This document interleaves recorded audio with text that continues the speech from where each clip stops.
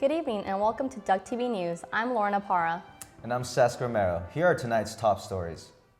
Several organizations gathered last Friday at the EMU Amphitheater to show solidarity in the light of the recent travel ban. Kendra Fagerberg has more. Solidarity rallies have been seen across the country due to the recent presidential election. Solidarity rallies have included the Women's March, LGBTQ solidarity, and other rallies such as this one for Muslim and immigrant solidarity against Trump's travel ban. The Muslim Student Association held a rally with other student groups on campus. This was organized to express solidarity for immigrants and Muslims targeted by Trump's recent travel ban. This rally was organized by a Facebook event which grabbed the attention of over 200 individuals.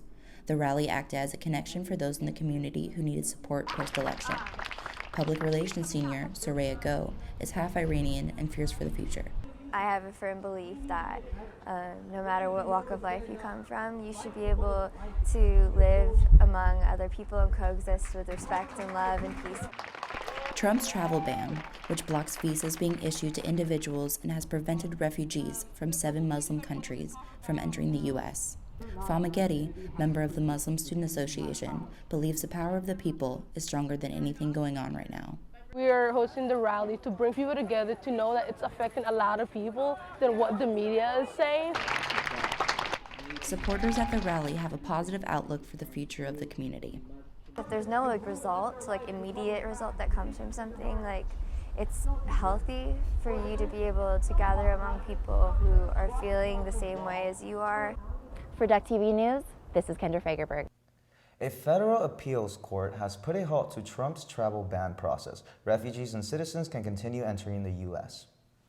Eugene police received reports of swastika graffiti tagged on 2 local businesses Saturday afternoon.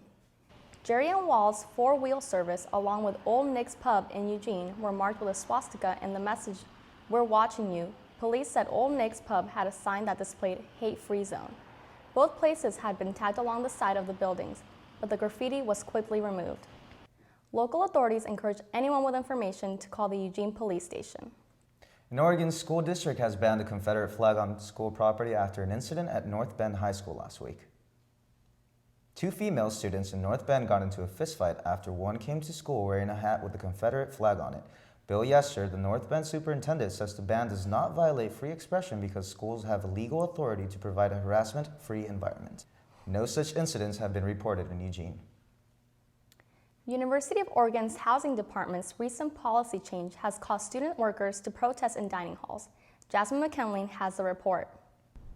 At Hamilton Dining, students a part of the Student Labor Association project, also known as SLAP, are protesting a recent policy change that increased student meal prices from $1 to $3. Last year, meal prices were free. The housing department has maintained free meals for non-student workers while increasing the price for student employees. The Director of Marketing and Communications for University Housing, Leah Andrews, explained the circumstances driving the policy change. It's one of those things where we have to still cover food costs. We have to still make sure that we're not letting our students subsidize those meals, but we also care deeply for the people who work for us, and we want to try to find something that works for all of them. The Student Labor Action Project, or SLAP, is protesting the rising meal costs on behalf of the student workers. The student group has been reaching out to housing staff and students to express concern for the rising costs student workers face. The co-director of SLAP, Jamie Cunningham, expressed the importance of advocating for her peers. They're student workers, so they're the busiest people on this campus. When they're not working, they're studying or they're in class. SLAP meets every Thursday at 5 in the EMU Roar Room. According to both sides, if meal prices continue to increase, there'll be no resolution in sight. For Duck TV News, I'm Jasmine McKinley. Thanks, Jasmine. If you want more information to help student workers, contact eoslab@gmail.com. Many Eugene residents and local business owners are frustrated by the actions of panhandlers in downtown. A city council meeting on February 8th focused on possible actions to make downtown a safer place. Many speakers at the meeting voiced about concerns about feeling violated and threatened while going about their daily businesses in the downtown area. Do you notice that a lot of those who are homeless or maybe out in the streets are on a lot of different drugs and acting really erratically and just in general not in their right state of mind? Counselors at the meeting spoke of possible strategies such as operating a small jail or a public shelter in downtown. Eugene Police have increased its patrol presence, adding 2 officers to patrol the area on Sundays. Now we'll take it to Jillian and JC for this week's sports broadcast.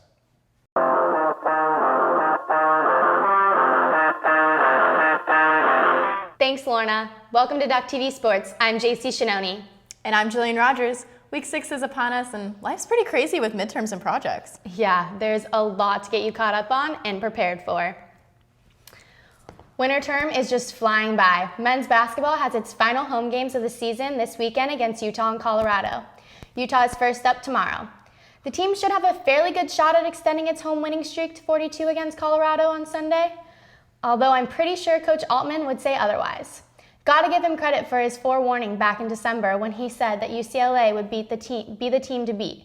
Oregon blew a 19-point lead, and UCLA freshman Lonzo Ball hit a 30-foot three-pointer to solidify an 82-79 victory. The Ducks bounced back to beat USC 81-70 on Saturday. The women will travel to Utah and Colorado to take on the Rocky Mountain schools this upcoming weekend. The Ducks will start with Utah on Friday and move to Colorado on Sunday. Although the men's team didn't fare well against UCLA, the women's team beat the Bruins, winning 84-75, never giving up a lead. The Ducks continued the momentum, destroying the USC Trojans 73-50 on Sunday. Women's basketball is tough as nails, but an intense workout class on campus might give it its run for its money. Gabby Uranda has more. CrossFitter and professor at the University of Oregon, Chris Bell, doesn't shy away from the rigorous workouts at Webfoot CrossFit. It appealed to me from just being like a really, condensed, awesome workout. CrossFit is a strength and conditioning program offered through the Student Rec Center as a class or through its official affiliate, Webfoot CrossFit. But with Webfoot CrossFit gaining popularity, some students who frequent the Student Rec Center might wonder about the health concerns associated with the high-intensity workout. The Associate Director of Physical Education, Chantel Russell, takes the time to structure CrossFit workouts to fit every need, even if things don't go as planned. There is risk of injury, but we really are aware of it and try to be diligent. Doesn't mean we can't avoid it. It's going to happen, but we just try to be as proactive as we can. Athletes must listen to their body during a workout, and most importantly, to their coach. Webfoot CrossFit instructor Alex Vode lost 60 pounds through his CrossFit journey in hopes to help others do the same safely. We make sure their movements are proficient before we give them load or intensity, so we make sure we have a bunch of scaled options for all the movements. Bell adjusts his workouts to fit his needs. Every time I go to CrossFit, I feel great after doing it. Gabby Uranda, Duck TV Sports. Thanks, Gabby. As one regular season comes to an end, the other begins. Oregon baseball has its first game of the season this Friday against Fresno State. The 4-game series will get the Ducks into the swing of things before the team heads to Southern California for the Tony Gwynn Classic. Oregon was picked to finish 8th in the preseason Pac-12 coaches poll. The softball team, on the other hand, was predicted to finish first in the Pac-12. The Ducks hope to keep their winning ways going into the Mary Nutter Collegiate Classic this Friday in California. The team will play Kentucky, Kent State, Liberty, Cal State Northridge, and Illinois in the fight for the title. This past week, the Ducks dominated in the Kajikawa Classic, going 5-0. Oregon lacrosse opened conference play with an 11-9 victory over San Diego State this Saturday, followed by a loss to Canisius College on Monday. They will now be welcoming Cal Bears to Eugene this Sunday before hitting the road for 8 straight games. The men's tennis team will say hey there, hi there, ho there as Oregon takes on the cold and travels to Minnesota to play Middle Tennessee State and Minnesota Golden Gophers. Next Friday, the team will return to Eugene to face off against BYU and Drake University. Women's tennis will also return to Eugene on the 24th, but before that, Oregon will face Fresno State in California this Saturday. Head coach Allison Silverio believes her team will be able to persevere through losses against Baylor and TCU to continue their 2017 campaign. The men's golf team will head to the Wyoming Desert Intercollegiate. Luckily for the Ducks, the Wyoming Desert isn't actually played in Wyoming. It's held in Palm Springs, California. Good weather suits the Ducks as Oregon finished 3rd in the Amber Ari Invitational last week in Hawaii. A Sugar Bowl in February? Yeah, I guess that's right. Oregon women's golf will head to New Orleans for the All-State Sugar Bowl Collegiate this weekend after finishing 2nd to Stanford in the Ducks' first tournament of the spring. Now I'll send it to Stephanie Casano for this week's Triple Threat. Stephanie? Today on Triple Threat, we will highlight 3 athletes from right here in Eugene. Let's start with Lexi Bando, a junior guard for the women's basketball team. Bando hails from Willamette High School. She is one of the leading scorers on the team, averaging 11.1 points per game, including her season-high 25 points she put up for the Ducks in the team's upset win over UCLA on Friday. Bando is also on fire from three-point land, shooting over 52%, which is the highest in the nation. Next, let's move on to the track with senior distance runner Maggie Schmadek from Sheldon High School. Schmadek is a 3-time Pac-12 track all-academic second-team runner. To kick off the 2017 indoor season, she finished first in the women's 3,000 meters in the Columbia East-West Challenge. Back in the fall, she finished 1/10 of a second ahead of a Michigan runner, which ended up being the crucial split to win Oregon the cross-country championship. Finally, let's switch over to football with sophomore quarterback Justin Herbert, also from Sheldon High School. Herbert made his first start for the Ducks against Washington, making him the first true freshman to start for Oregon since 1983. He threw 6 touchdown passes against Cal, which tied the school's single-game record. In just 7 starts with the Ducks, Herbert threw for nearly 2,000 yards and 19 touchdowns. That's all for this week's Triple Threat. Back to you at the desk. Thanks, Stephanie. Make sure to follow us on Twitter, Facebook, and Instagram. Well, JC, study break's over. Yeah, back to reality. Oh, there goes gravity. Oh, there goes gravity. Choked you so Okay, bad. Bill Walton. Thanks for watching. I'm JC Shinoni. And I'm Jillian Rogers. Back to you, Lorna. Thanks, Jillian. Last Tuesday, Phil and Penny Knight were named the nation's top philanthropists for 2016. This comes shortly after the couple donated $500 million to the U of O for a new science campus.